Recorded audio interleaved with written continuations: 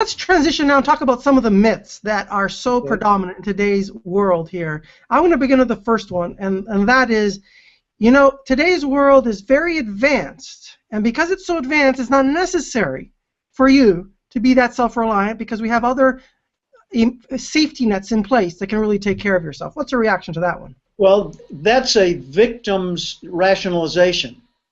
See, a victim, a person that's totally subjective to and dependent on other people, they tend to rationalize their situation. Well, you know, what Jim and Ray are talking about is a bunch of hard work. And plus, I don't have permission to do that. And I'd get in trouble. And, you know, what if times got tough and all the, you know, there's just, their mind is throwing up all these potential obstacles, which is natural for a mind to do. But instead of doing the problem solving when the obstacle comes up, they choose the obstacle as permanent. And so they put it down as part of the fence that becomes a wall between them and what they want to live a rewarding and meaningful and free life, okay? And so they're constantly saying, well, no, it's okay, you know, I mean, the other people have our back, they've got our best interest in mind, you know, they're not going to come up with rules that are going to hurt us. Our government's not going to do what governments throughout history have done and intrude into our lives and take away our weapons and seize our bank accounts and make us move from here to there and stop us from practicing the businesses we're in and dry up our resources and refuse to have a pipeline of new supplies coming to us. You know, they're not going to do that. No, they'll never do that. Yeah, so it's a rationalization that victims use to make them momentarily feel better. Right, that's good. Here's the next one. Self-reliant people are isolationists and survivalists. What's your reaction to that one? Actually, it's the other way around. Isolationists and survivalists tend to be self-reliant people, and that's because they have to be. But everybody can become a self-reliant person. You know, it starts in little increments, you know, where you learn to manage your own money, or you learn to manage your time better, or you learn to manage your own attitude, or you learn to manage your emotions so that you're not subject to emotional outbursts based on whatever the stimulus is. The more you learn those little things, the more you take care of your own circumstances, the more self-reliant you become. Now, if you want to be an isolationist, fine, go live with them. You know, a survivalist, okay, go off into the hills and, you know, carry your crossbow and paint your face and stuff. That's fine, but that's not what we're recommending. We're recommending that the person next door be self-reliant, and you too. And that when a crisis occurs, like a tornado hits or an earthquake occurs or you know, some natural disaster, floods or fires or vermin or, you know, name it, that you've got your own act together enough that you don't have to run next door and steal food.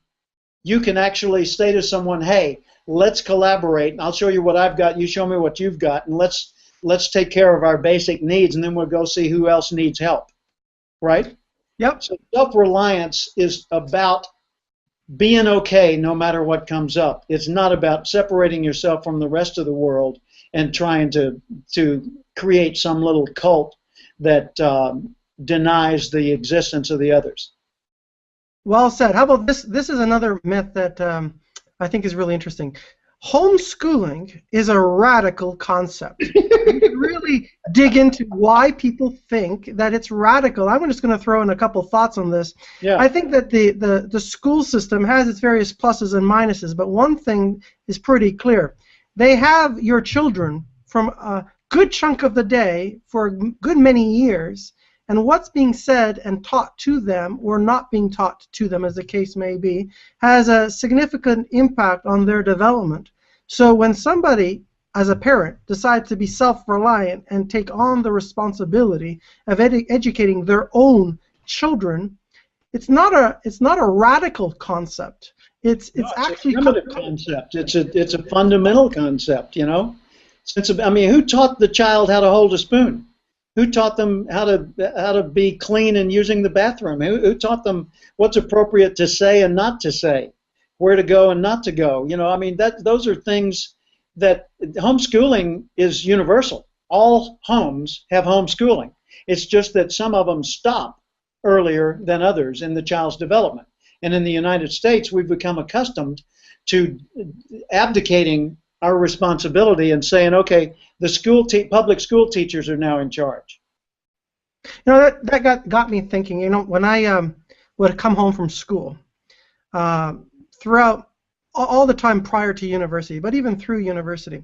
It was almost a regular habit to discuss what it is that I was being taught. And it was almost like, how should we call it? A cleansing process.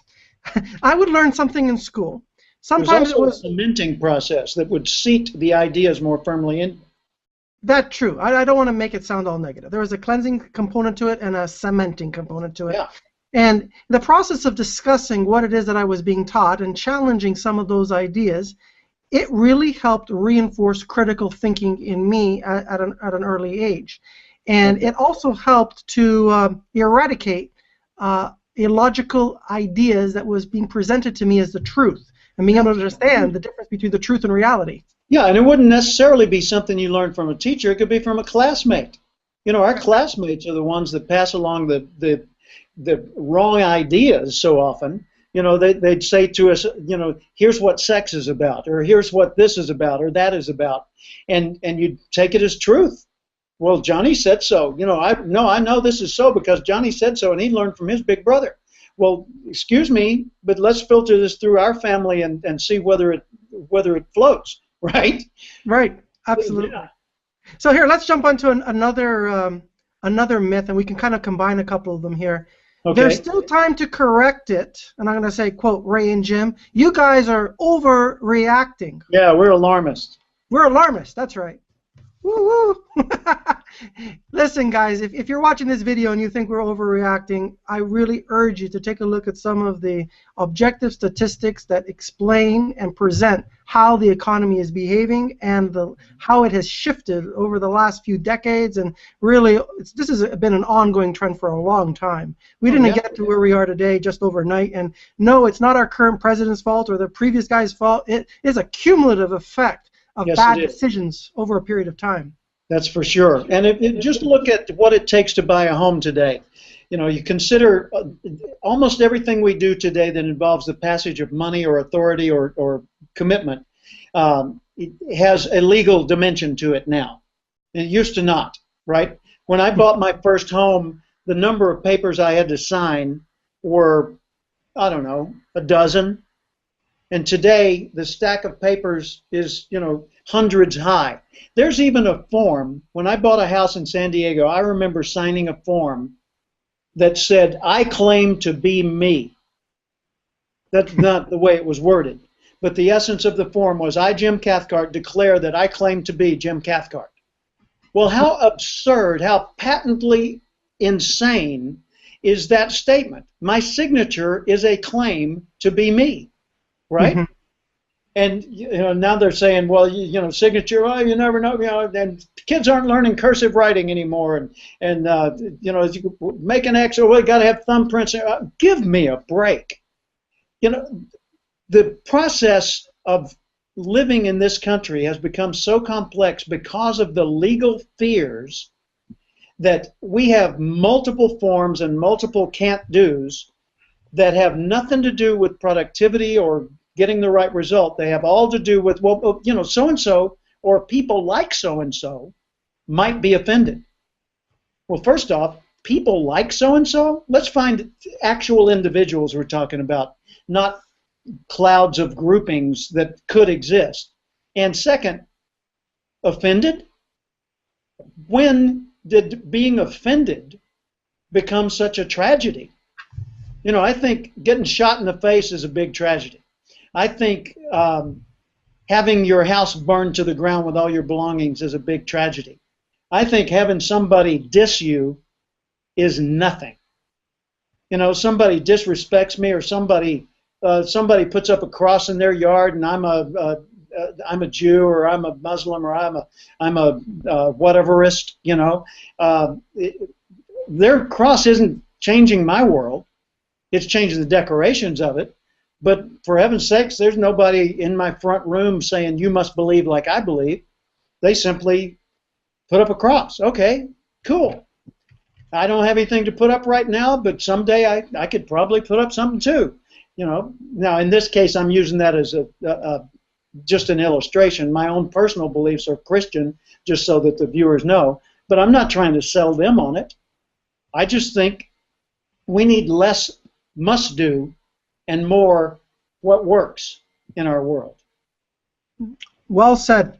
Now, as we transition to talk about the blueprint, which I know everybody is eager to see, how are we going to deal with these challenges? Yeah. I just want to try to bring us in for a landing. What we've been discussing so far is really painting a picture of what has happened in the past, what is present today, and how the philosophy of our day, which impacts the politics and the political decisions, the economic realities, and the impacts from an economic standpoint, how that impacts us socially, is all shifting. And because of this shift, we have a much more dependent society as opposed to a self-reliant society, a society which embraces more of the something for nothing mentality as opposed to the something for something mentality, where, to use an expression, it's like 6 people are pulling a wagon and 6 million people are riding it. And that expression, which I'm borrowing from you, Jim, is really the center of causing a major problem today and moving forward for our future generations. And unless we wake up to the fact that the answer to this is self-reliance, this domino effect is going to get worse and worse and worse. And some of you out there might be believing that, the United States is so big and strong and can never be unseated as a world power. And that may or may not be true, but I have to tell you that when we look at some of the statistics from an economic perspective, which is the driving force behind any government of the day, it's getting weaker and weaker, and that the only way we can turn this around is through a more self-reliant mindset. Any comment that you have, Jim, before we go to the blueprint? Yeah, the whole concept of self-reliance, what we're talking about here is, I'm not just talking about you, the viewer, becoming more self-reliant. I'm talking about you and me and Ray and the rest of the people we know collectively committing to this. I will become more self-reliant, you become more self-reliant, but we will spread the effect so that we can get more and more and more people to be self-reliant. Why is it such a big deal? It's a big deal when it comes to determining the percentage of a society who are self-reliant. A society with 100% self-reliant people can endure almost anything you throw at it. Take an example, the rainforest. A rainforest has so many diverse plants and animals and creatures in it that it can withstand almost anything that hits it. It can withstand every type of disease, drought, insect, name it, and it'll live forever virtually. Okay, that's a rainforest. As opposed to an orchard. An orchard is a rainforest with an oppressive government. Think about it. The government says, the government being the farmer, no more are we going to have ferns, no more are we going to have conifers, we're going to have only fruit trees, okay? And we're going to have a little patch over here for potatoes and other tubers, but that's it. All other plants need not apply, they're not cool anymore, okay? And water will come at the following times per day. And if insects come, we're going to attack with a full force of pesticides and wipe them out. So we get to decide what it's going to be, and you guys just sit there and make fruit. Okay? That is absolutely a parallel between an oppressive government that's gotten too big and a free society like a rainforest. The rainforest can withstand anything, and everything in it lives by the law of nature. So if you do something against the laws of nature, obviously you're going to end up with consequences. But otherwise, you go through the cycle of life, and everything is recycled. Everything, even waste, is recycled. Okay? So take a look at society, and let's say that the society is not 100% self-reliant people. It's 60% self-reliant people, 40% dependents. Well, that means the 60% who used to get to keep 100% of what they were producing are now keeping only 60% of what they are producing, because the other 40 has to go to support these dependents. Now let's change the society, and let's say that these 40% got the ability, the legal authority, to unionize and come up with their own rules and go against the 60 with whatever laws they wanted to impose on those 60 to make it more fair for the 40. So the 60 end up working harder for less. They end up really resenting all this burden that's been put on them unnecessarily, and a whole bunch of them cave in and can't handle it. And so now then you got 60% dependent and 40% productive. And they only get to keep 40% of their production because the other 60% has to go to take care of these dependent people. And next year it's 80-20. And the next year it's 0 to 100. And everybody's relying on the government. The government said, no, we got it. You don't have to be independently productive. We'll just print more money. It's not worth anything, but it will print it, and so you get to use it. And that leads to rampant inflation, and you end up with something like the Weimar Republic back in Germany, when one day a loaf of bread costs $1, the next day it costs $100,000, next day it costs $1.6 million, next day, forget it, there's no bread anyway. That explains the situation so well. And today, and we talked about this earlier on, we said that today about 100 million people are working, and there's about 215 million that are not for a variety of reasons. Yeah. And if we start to think about the role of our monetary system and how we are expanding it through printing money, as you mentioned, we are doing this to cover an ever-increasing debt because we have so many programs. And it's, by the way, guys, I'm not going against necessarily programs that for an individual. There's corporate welfare, there's individual welfare, there's welfare for everybody in size and shape and form, and at the end of the day we can't afford it. And right. One of the things by the way, just to address that point, Ray, if you look at society, people say, well, what about the poor people? Look at society throughout history, our society, American society, you will find that by a vast majority, the private sector, private free individuals working for themselves or working for companies that are not owned by the government, are more generous, more compassionate, more helpful than any agencies, nonprofit agencies that have been put in place by the government to try and do the same thing. By far, individuals are more generous than forced generosity that comes through a government program. This conversation, everybody, that we're having right here is not about pushing one group down or pulling one group up. It's about pulling everybody up. I want everybody to understand that. And the second point I wanted to highlight, themselves. And exactly. And the second point I wanted to highlight here is the importance of gold. Jim, 2,000 plus years ago, you could take an ounce of gold and a man could buy a toga, a belt, and a pair of sandals. Today, the same ounce of gold, nothing changed, can buy a man some kind of a half-decent suit, a belt, and a pair of shoes, because that gold held value. In 1971, 1 ounce of gold was about $30. So would you prefer to have that same $30 that you had in 1971 that could buy 1 ounce of gold, or would you prefer to have that $30 that you can have today? And will it buy you 1 ounce of gold, or will it maybe cover a half-decent lunch? Mm-hmm. Yeah, and that's not just to sell people on investing in gold. It's the reason gold is used as the example is because gold was a constant that had limited supply. There was only so much gold known to exist, and that determined how much money could exist by using gold as the underlying valuation of the currency. Then they took away the gold standard, and it became free-floating based on government policy. Whoa! And now all of a sudden we've got a very, very different animal when it comes to money. I mean, a car and a horse are still worth basically the same amount in actual trade, but when it comes down to reducing it to a monetary equivalent, that's way, way different, and it's affected by so many strange variables. And I'm not trying to give financial advice, but to your point talking about gold, it's important to realize there's a difference, everyone, between money and currency. Yep. Currency doesn't hold value. Money holds value. And the only way money can hold value is by having a steady, or I should say a finite amount of quantity. If you can use currency on your printing press, well, you're not going to hold value. And to Jim's point, you're going to go with a wheelbarrow to buy bread one day in the future if we keep printing more and more money. Yep.